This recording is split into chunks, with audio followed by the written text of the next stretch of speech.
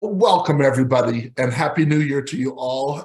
My name is Marty Mascari. I'm with the North Central Texas Area Agency on Aging and the North Central Texas Aging and Disability Resource Center. Both of the programs are under the North Central Texas Council of Governments. I am a contractor with them, I must say. We are blessed once again here to have our friends from the James L. West Center. Hollie Glover and Jamie Cobb Tensley are here, and they are going to enlighten us on how to change our thinking, how to replace twisted thinking with healthy thoughts, and how to get recession out of our dictionary. I'm sorry. I guess that the last part is not in there. If we can go not on a slide. If we can go to CEUs, that would be great. The next slide. There we go.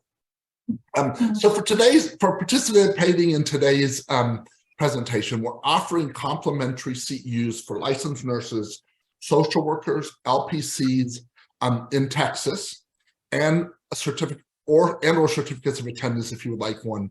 Just so you know, James L. West offers these complimentary for these events.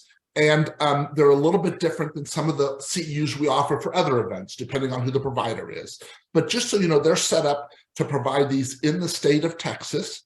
And so if you have a different license in Texas, or you have a license outside of Texas, you're more than welcome to go through the process, get a certificate, submit it to your jurisdictions. But just so you know, there's no guarantee that they will take them. I know some do. I just don't know which ones do and don't. And so that's just a process you can go through and take that chance. But please understand that that's a chance you're taking. In order to be qualified, you must complete the entire live webinar to receive today's 1.5 CEU credits. You must also complete the Survey Monkey evaluation. And I've highlighted Survey Monkey because there are two different evaluations for the presentations we do with James L. West. There's a Survey Monkey that has to do with your CEUs, and that's from James L. West. And then just a minute, I'll talk about a Google survey. The Survey Monkey evaluation will be up to the end of the day on the 8th of January. And once you're done with that, give them about 3 or 4 weeks following that date to get those certificates out. It is a kind of a hideous task to go through and do all those, but it just takes a while to get to it. And I have problems. I'm a one-person operation, and sometimes I'm ahead of the game, but right now I'm behind the game. So, but also Marty, in addition, Marty, yes, I think that date needs to be changed because today's the 10th. It's supposed to be the 18th. I apologize. Oh, thank you. Yeah, thank you. That would be good. Is it? Yeah. That's great. I had a question about that when I put it in there, and then I made a mistake on it. No, the question had not to do with the 8 or 18. It had to do with, are we 7 days out from the 10th? But so sorry about that. So the 18th. So we also have a Google survey that should pop up as you log out of Zoom today. If it doesn't pop up, you will get both of these in your follow-up email that will go out later this evening to all of you. So that being said, I'm going to turn it over to Jamie and Hollie to talk to us about how to change our thinking. Thanks. All right, Jamie, did you have anything to add? No, I just saw one chat that the CEUs, if you're getting CEUs through James L. West, the ones for December are still being processed. If you are missing ones from November, feel free to reach out to me. But the ones from December are still being processed. And I'm still processing mine. I'm still working on mine. So the same thing for mine. All right. Thank you. Well, we are so excited that you're here with us for this is our first presentation, partnering with Marty, the Area Agency on Aging, for the year, but we are back every month. And so we thought we'd do something a little bit different because many of us do look at the new year, and we may even make those resolutions, or you may have done what's really kind of popular this year is to come up with your key word or key phrase for the year, but maybe yours has something to do with your thinking and how you're going to better try to start taking care of yourself and have a different attitude. So what we're going to do today is we are going to look at some twisted thinking and some distorted thinking that they're really common. And then hopefully we're going to show you some ways that you can overcome some twisted thinking or distorted thinking, because it can become a habit and it can really start to affect our health, as we're going to see. Twisted thinking and distorted thinking can lead to anxiety and depression and a host of other health issues. There's our objectives for those of you that are going to be getting your CEUs. And so we're going to jump right in. This is an hour and a half. We're going to go through and we're going to look at different types of twisted and distorted thinking. Then we are going to watch a fun video that's going to give us some examples taken from some TV shows and some movies. There's some clips from Seinfeld, Pretty Woman, My Big Fat Greek Wedding, Mean Girls, Shrek, and The Incredibles, where we're going to actually get to see some of this twisted and distorted thinking. And then we're going to, I'm sitting here checking my notes, and then we're going to take a look at how can we change some of this distorted thinking. So let's jump in and think about those negative thoughts or those feelings that you have yourself, especially the past couple of years. As we were saying earlier, you may have found yourself kind of becoming a negative person. You feel like you've changed. Maybe you used to be one of those people whose the glass was half full, and now you feel like it's not just half empty, it's empty. But we all have those thoughts from time to time. It's whenever they start becoming a way of life or it is something that's every day that they can really start to become a problem. You will be getting copies of these slides. I know people are going to start asking. You will be getting a copy of the slides whenever you get the email later. So we're going to look at, there's about 15 different types of distorted thinking. We're going to really take a deep dive into about 13 of those. And what I want you to do as we're going through is I want you to think, am I seeing myself in some of these? And you may be sitting there by yourself at home or in your office or whatever. So tell yourself the truth. Don't lie about it. It's only hurting you. But really think about, am I doing this? Is this one of those? And some of them you may not even realize it's a form of distorted or twisted thinking. What we're going to do is we're going to look at them. We're going to define each of them. We're going to look at examples of each of them, the dangers of each of them. And then we're going to discuss ways to overcome them. And like I said earlier, we're going to watch a fun video.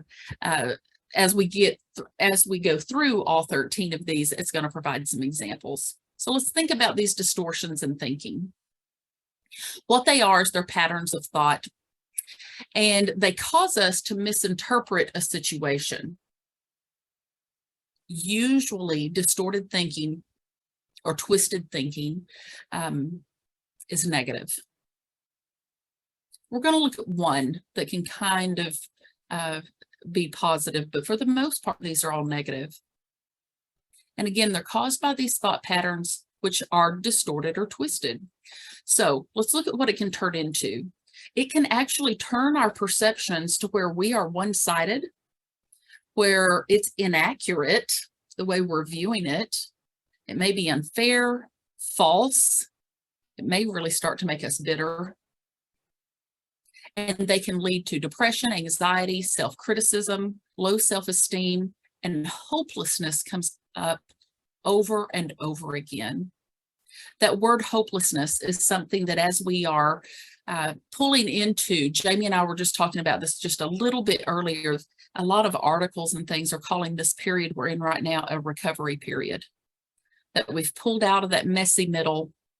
People are using that term new normal, but this is a recovery period for what we've gone through the last couple of years. These are the ones we're going to look at. And again, we're going to deep dive into each of these. So that just gives you an idea of kind of where we are headed. And we're going to jump right in with all or nothing thinking. There's a couple of different names for this. Sometimes you'll see it called polarized thinking or black and white thinking, where there is no gray. And this is where we can get into that habit of thinking in extremes. You're either for me or you're against me. And we exclude all other possibilities. It's not even possible for somebody to be neutral or to maybe have mixed feelings where they can see it on both sides of the fence. You're either part of the problem or you're part of the solution whenever someone is having all or nothing thinking. It's unrealistic and it's unhelpful because most of the time, reality really does exist somewhere between the two extremes. So all or nothing thinking is a false view of a situation in the world around us because most people in most situations are in areas of gray. So let's look at what does all or nothing thinking sound like whenever you look for examples of all or nothing thinking. And I'm going to give some from the professional world, and I'm also going to give some from family caregiver world. Sometimes we may even think things like, I wasn't asked to the meeting because I have nothing to offer. That's why they didn't ask me. I ate a cookie. I am bad. My diet plan has failed. All or nothing. My loved one didn't eat the cake that I made. They must be mad at me about something. My loved one has never enjoyed going to something like a senior center or painting or dancing or singing. They're not going to like it now. We're not even going to try going to a day program. Using the words always and never, where there's no shades of gray. It's just black and white. And all or nothing thinking many times is at the core of when we are self-sabotaging. Let's look at it a little bit more. Setting ourselves up for failure.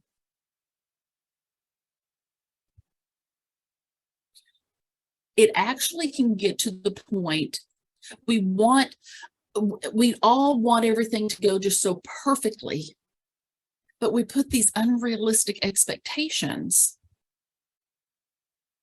Using that example of the day program, whenever we've got a loved one that has dementia, and we finally decide we're going to use something like a day program, but our loved one comes out of the day program at the end of the day and we say to them, what did you do today? Nothing.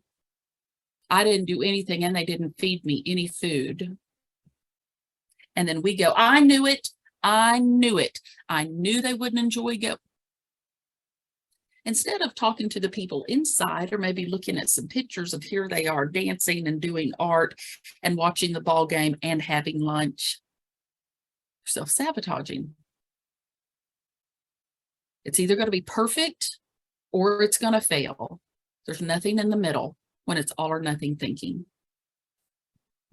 Let's look at the next one. And a lot of these will overlap, but I want you again, I'm going to say this a few times. Do you see yourself in any of these? Catastrophizing. This can also be fortune telling. Sometimes you'll hear it called awfulizing, where we blow circumstances out of proportion and we make our problems much larger than they really are. A lot of people who catastrophize, if you think about what they're saying, it's almost like they're predicting the future. But it's always negative and it's always exaggerated. And what's exaggerated is the negative aspect without considering the outcome. Maybe even going into something with, I'm going to mess this up. I'm going to screw it up. I know that I will. That is self-sabotage. When we assume the worst will happen. Now, we can do this as professionals. We can most definitely do this as caregivers of somebody with dementia, because we have to change all the time. We're the ones that have to accommodate the disease. Our loved one can't.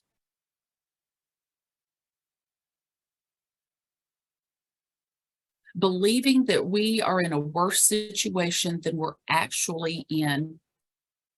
I run the support groups here at the West Center, and to hear family members that have been on support groups, sometimes for years, look back on or think back to a year before or 6 months before, and when they were catastrophizing, saying something like, oh my gosh, I made that such a big deal when it really wasn't. You've heard that, don't sweat the small stuff. We are the ones who make the small stuff into the big things. Now, this is interesting. If you look at that last bullet point there, for many, this is a coping mechanism learned from their family of origin. Isn't that interesting? And think about, if you do this, why do you do it? Do your parents do it? Or did your parents do it? Because so many times, and I've talked about this on some of our other programs before, we're taught personal hygiene, but we're not taught emotional hygiene, how to take care of ourselves emotionally. And where do we learn it? We learn it from those that raised us. So if we had a family member who did some of these distorted thinking, maybe catastrophizing, and then we pick it up, to us, it's normal. Doing the what ifs, but what if something happens? So let's look at this. Here's an example of a catastrophic thinking. Work review. We've got our work review coming up. If I do poorly, I will lose my job. I won't be able to pay the rent. My family's going to be homeless, and we haven't even had the review yet. Excuse me. It's like a snowball effect. But what if we then create that best possible scenario and we go into our work review? If I do amazing, we'll get a promotion. I will make millions. We can buy a new house. Usually the real result is somewhere in the middle of that. But we can let our mind run away with us, with the what ifs. And those lead to anxiety. Whenever we get caught up in the future, that's anxiety. When we get caught up in the past is when we are really leading to depression. All right, let's look at discounting the positive. This is going to be really similar to another one that we're going to look at in just a little bit, called magnifying the negative. But first, we're going to start with discounting the positive.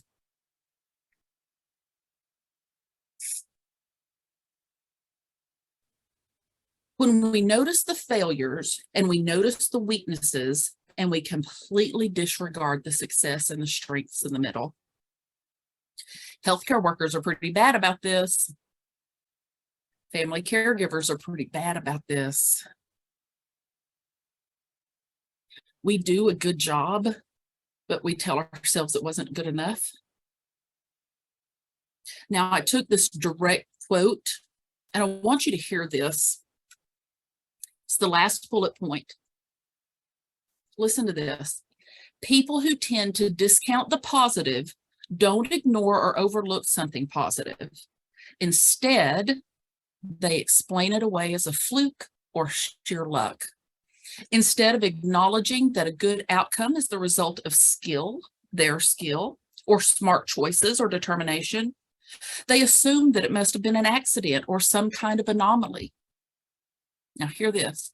When people believe they have no control over their circumstances, it can reduce motivation and cultivate a sense of learned helplessness. Wow.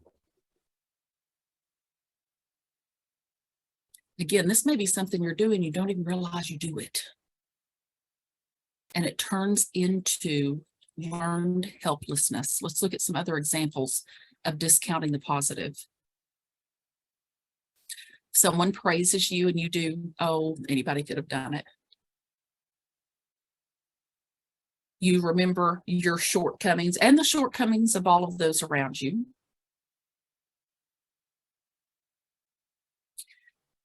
Somebody gives you a compliment and maybe you go, that's nice, but, and then you point out a negative.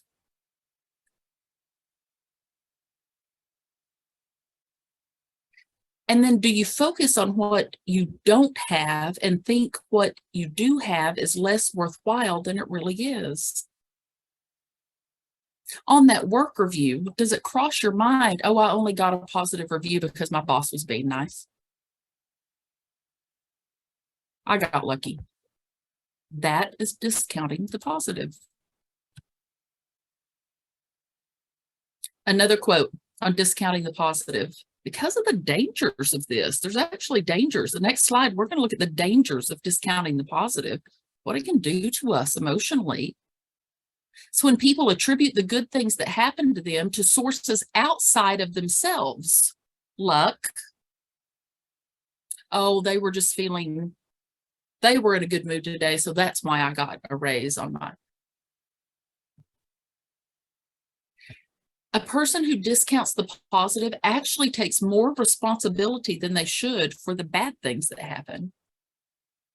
They get an A on the test and they think to themselves, I really got lucky this time because I'm really not very smart. They got an A on the test. Let's look at the dangers of this type of thinking. Because a person who discounts the positive tends to dwell on the negative. And that makes us less able to appreciate good things that happen. Now, add a pandemic to somebody who already has the mindset of discounting the positive. Look at what can happen here. We'd mentioned things like depression earlier, but this is somebody who starts to build up resentment and bitterness. They can lose their confidence or even feeling like they're inferior. It can actually lead to physical illness, headaches and backaches and heart disease. This is the person, somebody who discounts the positive, and with many of these others, who their brain is all the time living in that state of fight, flight, freeze, dumping cortisol, because we're denying ourselves joy. Let's go to emotional reasoning. This one starts getting a little bit too close to home. And I'm hoping that everybody at some point as we're going through here has that thought, okay, she just needs to hush it because she's getting a little too personal now. This is one for me, emotional reasoning, where we reason through things using our emotions. And it becomes an emotional truth, which can be in a direct conflict with the actual truth. And emotional reasoning can cause anxiety. It can actually bring on fear, stress. Emotional reasoning has a direct correlation with panic attacks and anxiety disorders. So if that's something that you are having or has been brought up to you or mentioned to you by your physician, could it be because you're emotionally reasoning? Let's look at the example at the bottom here. Even though a spouse has shown only devotion, a person using emotional reasoning might conclude, I know my spouse is being unfaithful because I feel jealous. And that's the only proof that you've got that they're being unfaithful, is because you're feeling. So you're using your feelings to be emotional. Many people who use their emotions to reason also procrastinate.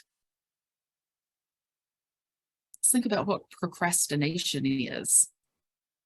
If something's worrying us or bothering us, we'll just postpone it. We'll put it off. Many times it's an activity that we think we're going to fail in.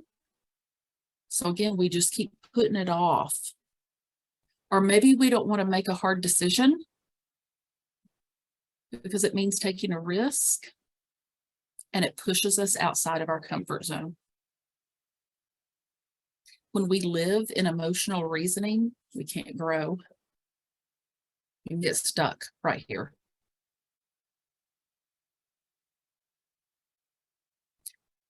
So another example would be My spouse rejected me for one reason or another. It's clear they don't love me. And we don't look into the, well, why did they reject whatever this was? We jump to, they don't love me. And the bottom, underlined and in bold, judging behavior of others based on how we feel and not thinking of what might be going on with them.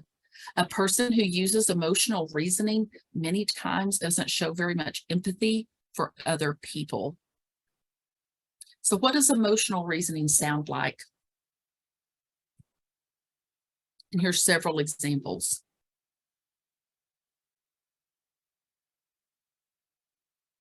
Because you're feeling lonely, you deduce that no one cares about you, which means you must be unlovable. And you're basing that on a feeling. I feel fat, even though your doctors have said you're in a normal weight range. I still feel fat, so I must be. You feel stupid. You're convinced that you're dumb, regardless of the fact that you've always made good grades. It's using emotions. Look, all of those are feel. I feel enraged by someone. So you assume that they've done something bad. You don't know what they've done, but they must have done something bad because you feel enraged. Some of the things we can do for emotional reasoning, this is where we have to stop and look at facts. And I love this, where we've got the heart and we've got the brain. What are the facts? And does it support my emotions? Or am I dismissing facts? Could your feelings be clouded by a bias? And do you need to reevaluate that? Are you mind reading? And mind reading is going to be another one of our distorted thinking. And then are you fortune telling? Because you're grounded here, because the present event resembles some past event, it's bound to turn out the same way. Now, those of you who have ever been married before or in a relationship before the one you're in now, it is common for us to do this emotional reasoning. We are with someone new or we're with our current spouse and they do something or say something that the ex said or did, and we immediately jump to emotional reasoning. Oh my gosh, here it goes again.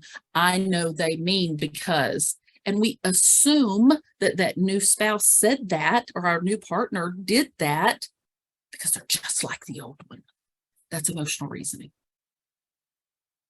They have nothing to do. They had no idea. But we're making decisions based on emotions. Let's go to the next one. Jumping to conclusions. I know none of us have ever done this one, jumping to conclusions. It's a type of negative thinking pattern where we'll judge something without having all the facts. That's the best definition for jumping to conclusions. We judge without having all the facts. And we jump right to that conclusion. We decide without having enough information to even make sure we're right. We draw these conclusions based on limited information that often cause more harm than good. Now, jumping to conclusions actually many times gives us an easy out. It's the path of least resistance. Keep in mind, that's also the path of least growth. This is like what we said earlier, when we refuse to move out of our comfort zone. You get to hide behind my version of the story. And most of the time, it's not correct. People who jump to conclusions many times are also stuck in the past because, again, they are unwilling to step out of their comfort zone. It's actually considered a really lazy behavior because we don't take the time to ask questions and to get the information that we need to make a good informed decision. People who jump to conclusions many times just have a negative mindset. Because what we're using to make the decision today is assumptions from old and painful information. And so we can make it reinforce our negativity. It's considered a toxic behavior. You might even, a person who jumps to conclusions may be someone who has trouble with anger, and they lash out at others. They can go into rages. We've talked before on some of our other programs about anger being the easiest emotion, especially if I get really, really loud. I might even throw things. Now I'm in control. The root of anger almost every time is fear. Almost every time at the root of anger is fear. Jumping to conclusions can become a habit. What does it sound like? Let's look at jumping to conclusions. There's 3 different things, and these are also, and again, some of these overlap. When we jump to conclusions, we can do one of these 3 things. We might mind read. Somebody looks at us and we think that there's a problem with our body. I'm overweight. I bet they hate me because I'm fat. That's why they're looking at me. Mind reading. Or fortune telling. There's no point in starting a diet because I'll just break it. Give me another cupcake. I'm looking into the future. And then labeling. Well, my ex-husband cheated on me. All men cheat. So how do we combat jumping to conclusions? We've got to ask questions. And I love this funny here. Jumping to conclusions does not count as exercise. That is not an exercise, that type of jumping. So that we don't jump to conclusions, we have to ask questions. But we can get hung up in, do I really want to know the answer? So I'll just jump to, and I'm using knowledge from my past that was negative because we're making assumptions. Slow down and force yourself to think through a situation instead of immediately accepting your initial intuition as the truth. And then ask yourself what information you need to reach a valid conclusion, which leads us right into labeling. Labeling is interesting. We all do this. And some of the examples we're going to look at, they can be funny, but it can be very serious because we can start to believe the labels. We just came out of the holiday season, and I bet a lot of you were back with your family of origin.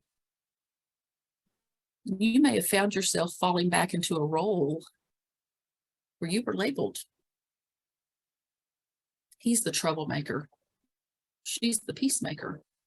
He's the clown. We have these roles in our families of origin. What if we start to believe them? It doesn't leave us any room for change.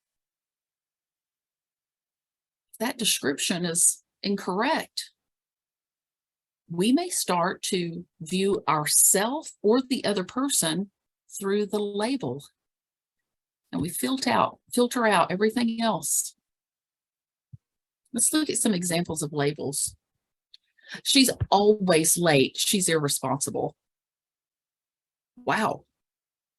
Did you hear how he spoke to us? He's a jerk. We've all done this. My spouse hasn't been listening when I talk. He is uncaring, period. Notice we're putting a period here.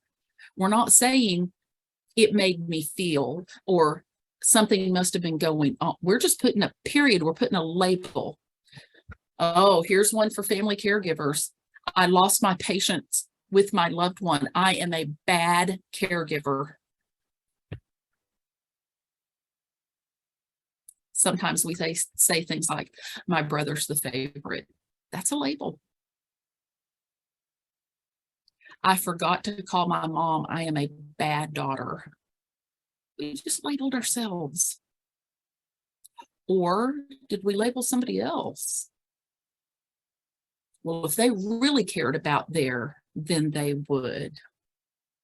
I gave in. I'm a pushover. I am so upset that my parent won't cooperate when it is shower time. I lashed out at them in anger. I am an angry person.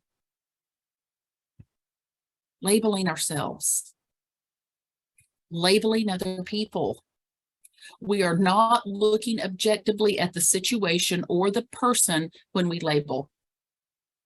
And did you notice that almost every label we use many times is negative, and it usually has a lot of emotion with it? So what are some of the dangers of labeling? We can start seeing ourselves as that label. When we don't use positive self-talk, when we are only using negative self-talk, we'll start to identify as the label we're putting on ourselves. And then I put in bold print here, you start to believe that the label is all you are capable of, and you continue to act in the same way. Over and over again. This leads to depression. It leads to hopelessness, and it leads to despair because we're not even allowing ourselves to go outside of that label. It fuels painful emotions. Now let's think about when we label others. And again, family caregivers, we may look at people who aren't doing what we think they should, and we put a label on them when we don't fully understand why they're not helping like we think they should be. We can make these big, broad assumptions, and they're almost always wrong. And they're not fair. And again, it can fuel painful emotions. Let's look at magnifying the negative. We talked about this a little bit earlier, minimizing the positive. So that you can minimize the positive without magnifying the negative, vice versa. So now we're going to look at this one in a little bit different way. To magnify the negative, exaggerating or minimizing the meaning, importance, or likelihood of things. Many times, insignificant events or even mistakes are exaggerated. And they end up, we make them sound like they're really important. And then a personal achievement or a significant event, we may lessen. Problems are blown out of proportion and positive aspects of life are ignored or glossed over. I used to teach school. I was a school teacher for 20 years. And I can tell you, I taught middle school for a long time, 6th, 7th, and 8th grade. Bless their hearts. 6th, 7th, and 8th grade. Something wrong with all of them. I love them. It's my favorite age. But I could be having a really, really good day, and at 3:15, have a student really have a challenging behavior, and at 4 o'clock go, I had a horrible day. When in reality, I had a challenging 15 minutes. That's magnifying the negative, completely forgetting the whole rest of the day, but magnifying that 15 minutes because that's what's on our mind. That's why when we go to bed at night, it's important that we kind of run through a gratitude list, or we even do a replay of the day and we hit it's called highlight reel, where we hit a highlight reel of our day of the things we did well instead of laying there and focusing on the negative. So here are the dangers of magnifying the negative and minimizing the positive.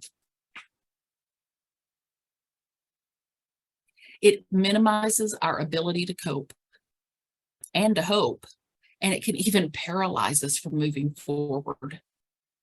It can make us feel completely out of control because this is when we get to feeling like the whole world's coming in on us.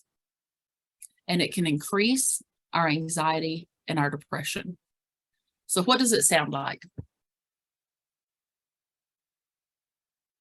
This is when the person is an alcoholic or maybe abusing substances, but they don't believe that they have a problem. I could stop at any time. minimizing. An athlete who wins an award in their sport, but they still say, oh, I'm just a mediocre player. When we're caregiving for somebody with dementia, Dad flushed a whole roll of paper towels down the toilet. We're going to have to get a whole plumbing system for the entire house. Magnification. Just because I did well this time doesn't mean that I'm any good at this. And we do this, don't we? Look at that top picture. 4% of people are annoyed by my article. 96% thought it was great, but 4% of the people are annoyed by my article. Little bitty good, great big bad. Let's look at mental filters. This rolls right into it, to pick one thing out that goes wrong in a situation and discard all of the things that go well. We notice the failures, but we don't notice the successes. We might not just do this to ourselves. We may do this to our kids or to our siblings or to our coworkers. We only see the failures. Or we see that one negative thing and then we ruminate. We obsess on it. Filter out all the positive. So here's another good example. Look in the comments and it says, nice, good post, wise words, super like, this is stupid, agree, thanks. And she says, my blog is stupid. She doesn't even see all of the other comments. Sometimes this might even be where someone's attempting to give us some constructive criticism and we just hear criticism. There's nothing constructive about it. It's all bad. These mental filters, it's where we narrow, we're going to narrow that view of the situation. We can't see the reality or the situation in the right context. And they're almost always driven by what's happened to us in the past. This can go back to that relationship that we have, where we don't even maybe give our partner, our new partner, a chance to explain themselves because they said or did this. We just automatically assume you said or did it for the same reason that my ex said or did it. It could be the same thing at a job. We jump to a conclusion because of a mental filter I have because of my past. We all have these mental models. They're in our minds, and it's because of what's happened to us in the past. And it actually becomes a very biased view. So let's look at the example at the bottom of this page. The past couple of years during the holidays, the extended family gets together for a meal. I had a few uncomfortable encounters with one person, focusing on those awkward encounters. And now I'm not looking forward to the family meal and I'm going to find a way to get out of it because my mental filter is telling me that's just all that'll happen again. And the consequences of having these, it causes anxiety. This can even lead into something like IBS and irritable bowel syndrome, dumping that cortisol all the time. And you're robbing yourself of excitement and enjoyment. Here's some other examples. You focus on one negative comment in an otherwise positive email from your boss, and you obsess about it for the rest of the day, week, month, or the timeline. And what happens? You end up resenting your boss.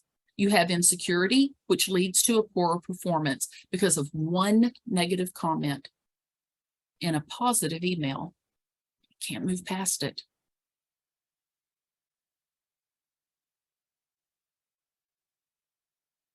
Got some other examples on here. You bake a cake for your father's birthday party. He didn't eat any of the cake. You filter out the wonderful party and that he had a good time. He had a great time, and you obsess over that cake. I must be lousy at making cakes. Not even seeing the rest of the day.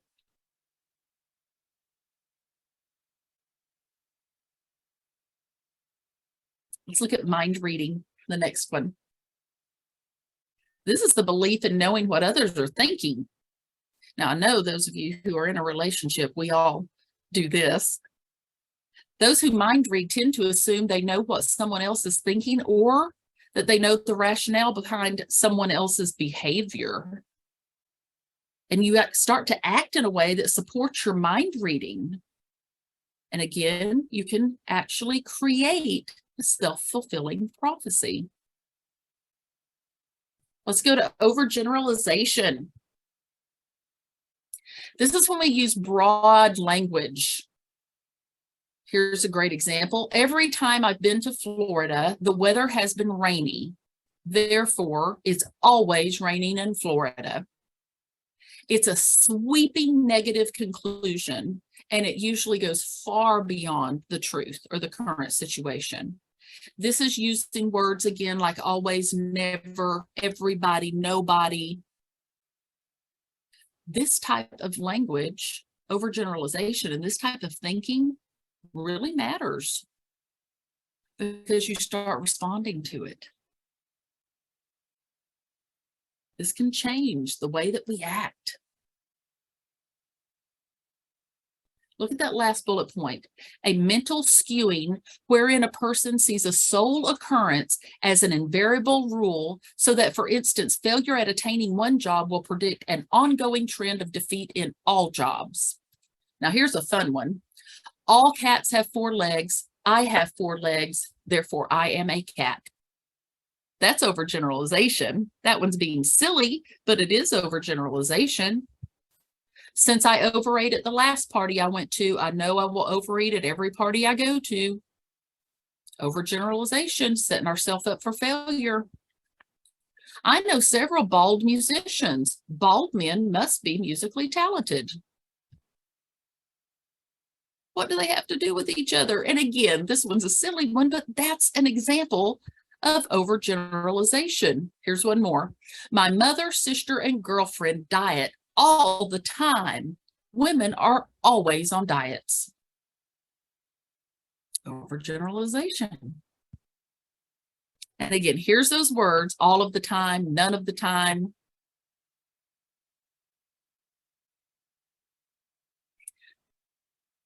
Let's look at this one on this page. Imagine you're on your way to an important meeting and there's a group of people walking slowly in the hallway in front of you. It's a frustrating experience. But if your interpretation is, why does everyone walk so slowly? You will likely get even angrier, because now you are not just frustrated by this small group of people in front of you, you're frustrated by everyone, because everyone walks too slow. Overgeneralization. What are the dangers of overgeneralization? It makes us angry. When we use overgeneralization, we become angry. Just like that example of walking. Everybody is too slow. Now I'm going to start to get mad, and I'll walk right into my meeting. I'm already mad. People who overgeneralize, this came from Psychology Today, tend to get angrier than others. They express their anger in less healthy ways, and they suffer greater consequences as a result of their anger. Let's move to personalization. Wow. That's where we assume the blame and the guilt for things that go wrong that's completely outside of our control. Sometimes this is one of those family roles. It's always my fault. You see things as your fault that you could not have prevented. This happens with kids a lot when parents divorce. They personalize it. If I would have only, if I would not have, then mom and dad. You can see how they personalize. You may have done that. You may still be doing it. And with personalization comes in this word, blame. Because sometimes we'll kind of do that flip side and we blame. We don't take any responsibility. We put all the blame on somebody else. And we blame other people for the way our life is turning out. So there's self-blame, and then there's blame.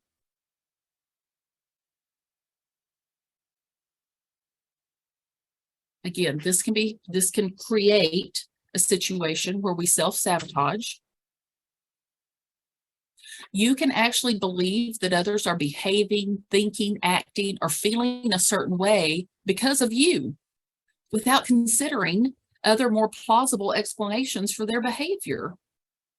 You may also blame others for your thoughts, feelings, or behaviors while overlooking ways that your own attitudes and behavior might contribute to a problem. What did I ever do to make him want to look at me that way? You are making me mad. Blame. This is hard on relationships. An example, Dad had an angry outburst. I must have made him mad. So we're taking responsibility for something that has nothing to do with us. On the other side, blame. If she'd have planned better, we wouldn't be in this financial mess. And we fail to take our part in the responsibility for something. In both examples, there's some personalizing. It's either our fault or someone else's fault. Let's look at how to reframe personalizing and blame. Dad had an angry outburst. I must have made him angry. Stopping to think, is this true? Are there some other possibilities about why Dad is angry? And then also on that blame side, stopping to think, how many people are involved in this? What's my part in it? And then not giving away our power. Using these questions, whenever we start to personalize or blame, we have to reframe it. Is it true? Whose fault is it anyway? Whose responsibility is this? Do I need to do anything to correct the situation? And then what can I learn from it? The next one, should and shouldn't statements and caregivers, professional caregivers and family caregivers. Boy, we talk a lot about shoulding all over ourselves. We are bad about the shoulds, the woulda, coulda, shouldas. This is when we're telling our things that we should or we should not do. This is where we make unrealistic and unreasonable demands on ourselves or on other people. We may also use the word must or ought. I must get over this. I ought to have done better. I should be able to do this. I should or shouldn't do that. Okay, your loved one wanders away from you at the mall. Everything has turned out fine, but you keep going, ruminate. I shouldn't have let that happen. I should have watched him better. What are the dangers of this? They put unreasonable and unrealistic pressure and demands on ourselves because we won't let go of it. And we may even tell the story over and over again. Dad got away from me at the mall. I should have. If only I would have. And all you're doing is making yourself feel more hopeless. Guilt is a direct result from the should and the shouldn'ts and the must and the oughts. Lowering our self-worth, our self-esteem, causes bitterness. We have to learn to reframe the should statements. Check in with yourself to recognize when you hear that word come out of your mouth.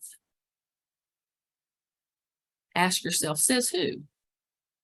I should. As in, who's setting the standard here? Are you doing it to yourself? Is it true? Reframe it. Instead of saying, I should have watched Dad better, say, I'm doing a good job and next time I'll bring help. Because most of the time, our shoulds are not related to anything life-threatening. We just need to put it in perspective and then have some compassion. Whenever we start to use those should statements, we are making ourselves a list of solid, absolute, rigid, inflexible, unreasonable, ironclad rules. And we're putting it on us, and we're putting it on other people when we're using should. This actually contributes to people who feel like they need to be in control. Because I've got to get this right, and you need to get it right too. But you can turn them and make them into positive perspectives. I'd like to, I prefer to, I believe that, I think that.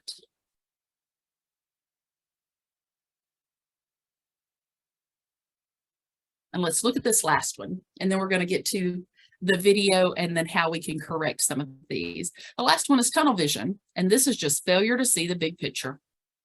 It causes us to focus on a particular outcome and to filter all information and evidence through this one lens, and we concentrate on a single idea. My presentation was really, really bad because I got some constructive criticism from 2 people. Everybody else said it was awesome, but 2 people left constructive criticism. Oh my gosh, it was horrible. I'm going to have to redo the whole thing. Now you can see how that tunnel vision also can go to the catastrophizing. They kind of layer on top of each other. Now, as we get to the video, some of you may recognize this scene right here that just popped up. And in this video, they do a fantastic job, and it's gonna give us examples of each of these. So it's about 8-9 minutes long, and some of them are very, very funny. I hope that you find them that way. I do want to give a little preface. This one scene that we're going to see from Pretty Woman does have an adult word in it, but we are all adults here. You can mute whenever it gets to this point. I will try to mute it myself, but there is one word that is going to be in here. So let's watch this video on cognitive distortion. So this is going to be examples of everything we just talked about.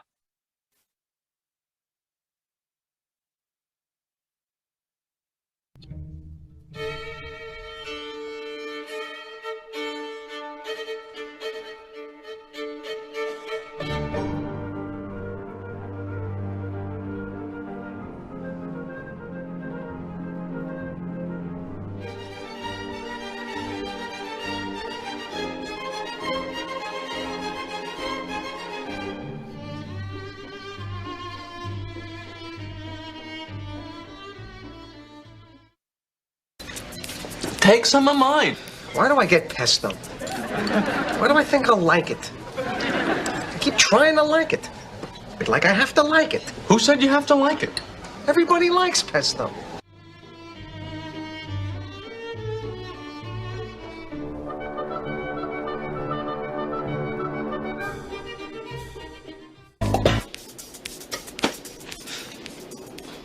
I had to say something. I had to say something. Everything was going so well. I had to say something. I don't think you did anything wrong. I told her I liked her. Why? Why did I tell her I like her?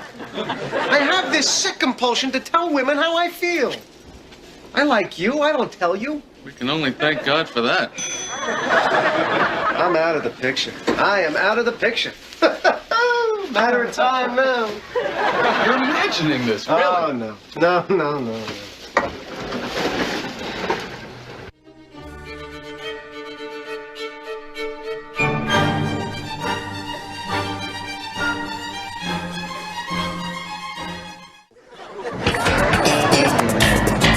What if the pilot gets picked up and it becomes a series? That'd be wonderful. George will be rich and successful. Yeah, it's exactly what I'm worried about. God would never let me be successful. He'll kill me first. He'll never let me be happy.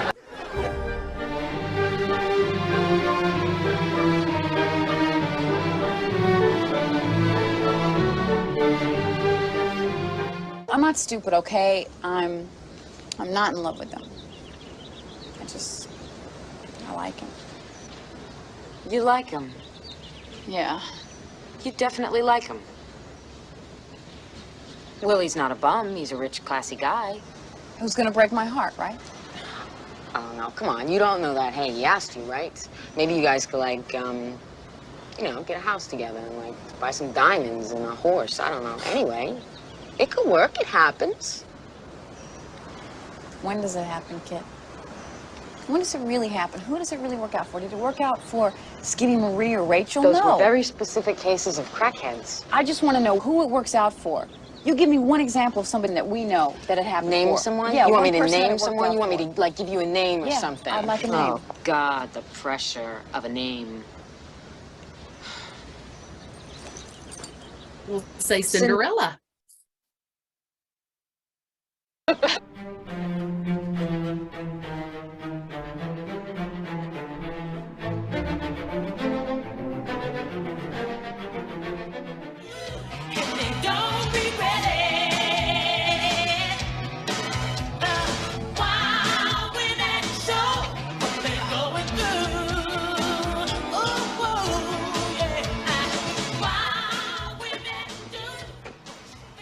May I help you? I'm just checking things out. Are you looking for something in particular? No, well, yeah. Something conservative. Yes. You got nice stuff. Thank you. How much is this? I don't think this would fit you. Well, I didn't ask if it would fit. I asked how much it was. How much is this, Marie? It's very expensive. It's very expensive. Look, I got money to spend in here. I don't think we have anything for you. You're obviously in the wrong place. Please leave.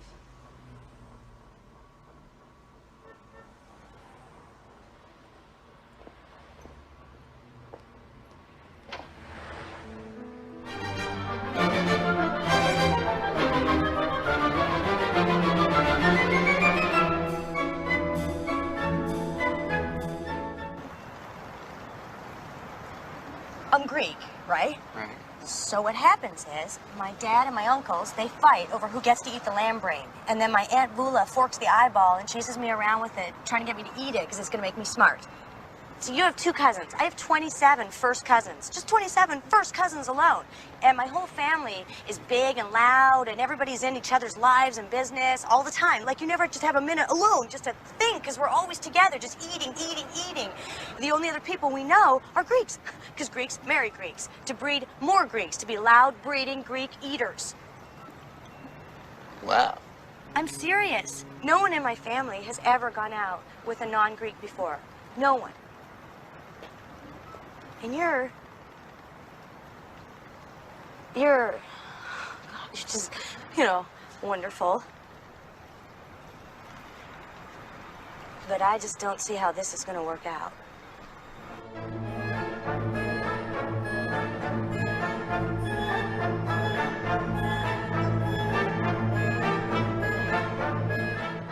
God, my hips are huge. Oh, please. I hate my calves. At least you guys can wear halters. I've got man shoulders. I used to think there was just fat and skinny. Apparently, there's a lot of things that can be wrong on your body.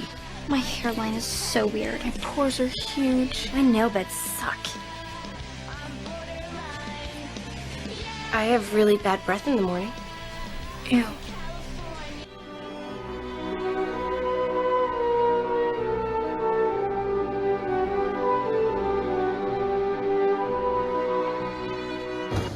She broke up with you. No, but I can tell she's going to. I can sense it. We had this terrible phone conversation. I was so nervous before I called. I made up this whole list of things to talk about.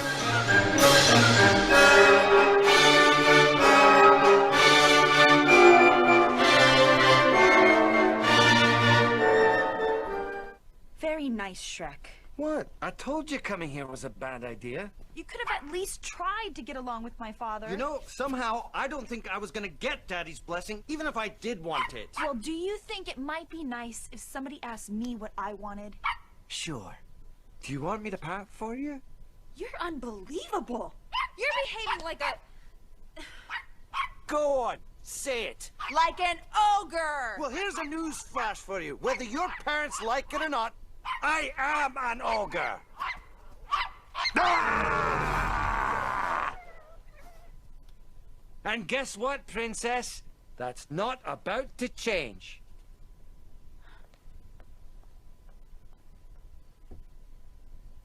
I I've made changes for you, Shrek. Think about that.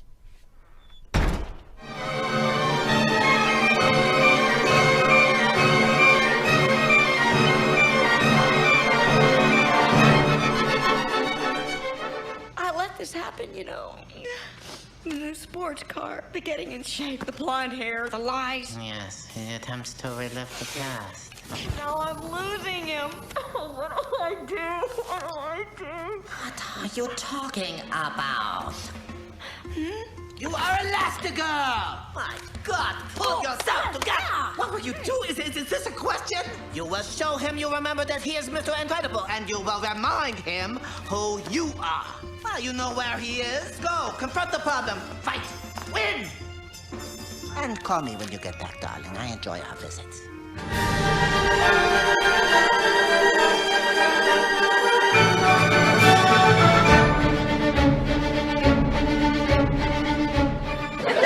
What kind of a therapist are you? I'm telling you, I'm scared that something terrible's gonna happen to me right away. You start looking for tumors? I'm trying to help you. What are you, like a sadist? No matter how bad somebody feels, you can make them feel worse. I bet you're rooting for a tumor.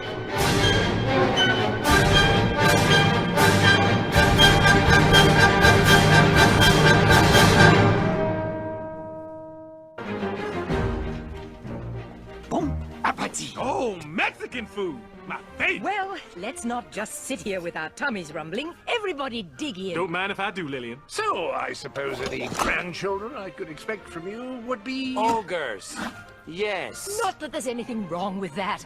Right, Harold? Oh, no, of course not. That is assuming you don't eat your own young. Dad? Oh, no, we usually prefer the ones who've been locked away in a tower.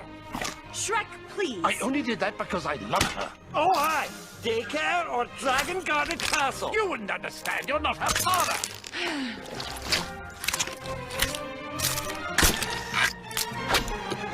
It's so nice to have the family together for dinner. So great examples of distorted thinking. Poor George there from Seinfeld. I think he wins. He takes the cake. So let's look at some ways that we can change our thought patterns, because we can change our thoughts. We change how we feel, and then that changes our actions. Because think about what our thoughts are doing. Our thoughts, what you tell yourself, influence your emotions and your beliefs, and then your emotions and beliefs, what you feel and believe, influence your actions and decisions. Excuse me, our actions and behaviors. How you act influences your thoughts and your beliefs. So let's look at this for an example. Here's the situation. Mom won't eat for me, but she'll eat for everybody else. So my thought is, I'm a failure as a caregiver. Mom wants someone else to care for her. I'm not going to visit as often. Our feelings may then be guilt. We are full of bitterness, depression sets in, and our relationship with ourselves and with our mom declines. And the consequences, we miss out on good times and a growing relationship with mom, and I've got low self-esteem and depression. So how do we go about changing our thinking? First thing we've got to do is learn to spot that thought pattern. And we just went through about 13 of the thought patterns and negative thoughts. And so if we sit and we really think about that thought pattern, were we using words like always, never, impossible? Mom is being impossible. She fights with me during meals. I'm never going to get better at this. And then number 2, describe or write down the situation that led to your thoughts, but just put down the facts. Just the facts. When I visit during a meal, mom will not eat no matter what I try. Fact. Other family and staff don't have any problems getting her to eat. Fact. It is frustrating and embarrassing, and I feel inadequate. Those are all facts. The third thing, what are the results or the consequences of those feelings? It makes mealtime difficult for me. Excuse me, I'm sorry. I don't understand, and my feelings of embarrassment and inadequacy make me not want to visit. So I haven't been visiting as often. And when I do visit, I have a bad attitude. And then we're going to challenge those initial thoughts. Mercy. So the initial thought is mom is being impossible. Is that really true? She always fights me during mealtime. Is that really true? I'm never going to get better at this. I am a failure and ruin all of our visits together. Am I really the only one she doesn't eat for? Am I assuming that, or have I seen that? And are the visits really ruined? There's no laughing, no smiling, no connection. This may cause us to step out of our comfort zone. Does that make you a failure? Because does your success hinge on mealtime? Because it's asking hard questions. And if you were sitting across from a friend or a sibling and the roles were reversed, what would you say to them? And finally, you choose a new thought. What's your desired goal? What outcome needs to change? I want to have good visits with mom. I want to feel good about how we've been able to take care of her. And so we're going to use optimistic and positive language. So listen to how we're going to reframe this. Mom is having a harder time during meals. I notice she does better with others that help her, and that's just part of the disease. To make the most of our visits, I'm going to visit at a different time that might be better for both of us. We could also say, mom's having a harder time during meals. She's not fighting me. She's fighting the disease, and she's doing the best she can. Wow. That sounds, listen to how different that sounds. Mom seems to respond better to others during mealtime. Maybe I can talk with the staff on some ideas and ways to help that I haven't even thought of. And one more, not every visit's going to be perfect, but I'm going to try and make the most out of each visit and at least show my mom I love her. So let's look at this again. Now that we've reframed, mom is having a harder time during meals. She is not fighting me, she's fighting dementia, and she's doing the best she can. So now my thoughts are, this is hard, but I'm confident in my skills and my decisions that I've made to provide the best care for her. This is part of dementia, and we will continue to give her the best care as things change. Now look at the feelings I'm having. I'm having some acceptance. I've got confidence in myself, an improved self-esteem, love for my mother, and I'm going to be able to start processing those feelings of grief better. Now, the consequences, we're going to keep having good visits. That mom and daughter's got to keep making a connection, and the quality of life will continue as they build a strong relationship because we took the time to reframe our thoughts and our feelings and to pick out our distorted thinking. Changing is a process, and especially if distorted thinking has become a habit, it's going to take a little bit. And you may catch yourself falling back into one of those old habits. It's the first of the year, and you may have heard me say before, it takes 28 to 30 days to make or break a habit. So that means it takes a full month of not having the thoughts like you used to and reframing and changing. And we're going to backslide. It takes some time, and it takes daily discipline to change thought patterns that some of us may have had for 30, 40, 50 years, especially if it was a learned thought pattern. But keep in mind that that negative mind is never going to give you a positive life. We have to live in the present.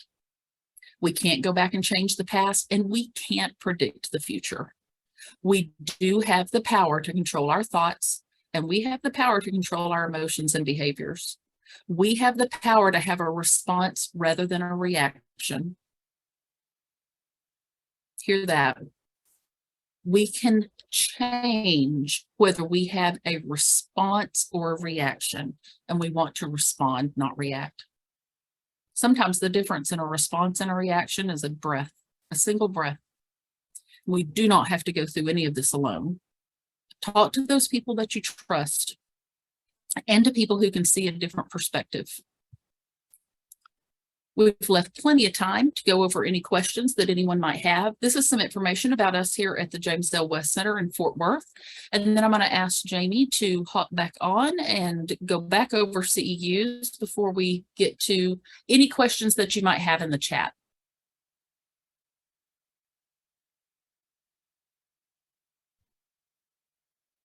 Or Marty. Ron, here we are.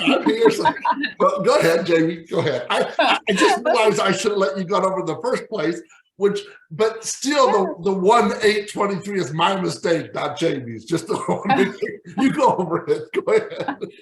No, thank you. Just we're so glad that y'all are on the program, and we are more than happy to offer free credits, CE credits, 1.5 hours for nursing and social work, licensed counselors, or if you want a certificate of attendance. It is a need for you to fill out the SurveyMonkey evaluation that comes in the follow-up email. When you complete that, that triggers our RN to process your CE credit. But if you will allow plenty of time for us to process those, and the SurveyMonkey link and evaluation will be open for a week until the January 18th for you to complete that. But we do ask whether you are seeking CE credit or not, that you complete the evaluation. We appreciate your feedback. Thank you. In addition to theirs, you're going to get the you'll also have a Google survey that will that should pop up when you log out of Zoom today. But if not, I know some of you have pop-up blockers that will go out in the follow-up email as well. If you could complete that, we ask you as well to do that. That helps us report back on our objectives we set out when we applied for the funding to put on these webinars. But please note the SurveyMonkey evaluation is required for CEUs.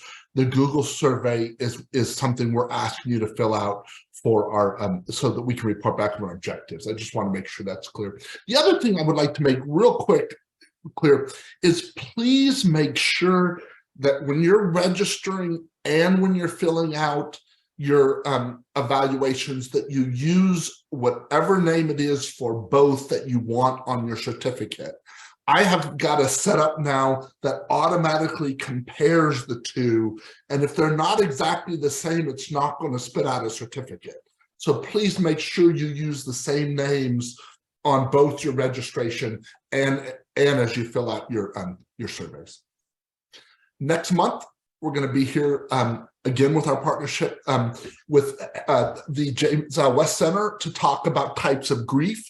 And then we're also going to start next month, which we were supposed to start this month, and it's my fault, but we're going to start doing a once-a-month webinar in Spanish in partnership with the James L. West Center. So please look forward to that. And we'll be getting that up to you, and we can sure use your help in getting that information out to people that could use the Spanish-speaking versions of some of these webinars. So, yeah, we sure will. Thank you for all of the great comments. Yes, you are going to get the recording and the slides. Those will come later. So we appreciate y'all being on today. If you do have any questions that you just want to get to me personally, my email was on the end of that slide or Jamie's, and we appreciate you being here. I don't really see anything that's particular to questions, but I do appreciate the kind words. Yeah, lots of very, very nice comments. Thank you so much.